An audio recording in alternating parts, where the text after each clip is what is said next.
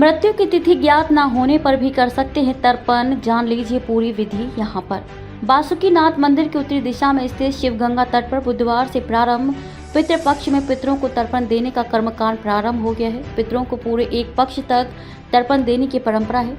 शिवगंगा तट और समीप की नदियों में बड़ी संख्या में श्रद्धालु अपने पितरों को तर्पण अर्पित करते हैं।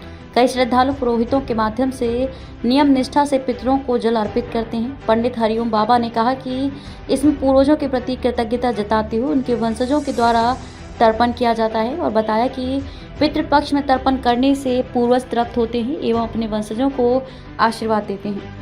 पुरोहित आशुतोष झा ने कहा कि भादो पूर्णिमा पर अगस्त तर्पण या पूर्णिमा का श्राद्ध तर्पण किया गया। गुरुवार से कृष्ण पक्ष प्रतिपदा से विधि विधान पूर्वक तर्पण की शुरुआत होगी, जबकि शुक्रवार को अश्विन मास कृष्ण पक्ष द्वितीय तिथि का ऋषि तर्पण उनके वंशजों एवं अनुयायियों के द्वारा किया जाएगा।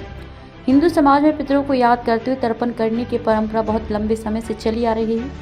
पितृपक्ष मानवीय कृतज्ञता का पर्व है, इसे श्रद्धा पर्व भी कहा जाता है।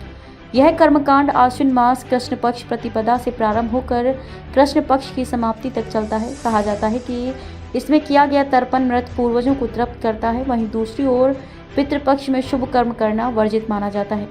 मृत्यु की तिथि ज्ञात न होने पर भी कर सकते हैं तर्पण।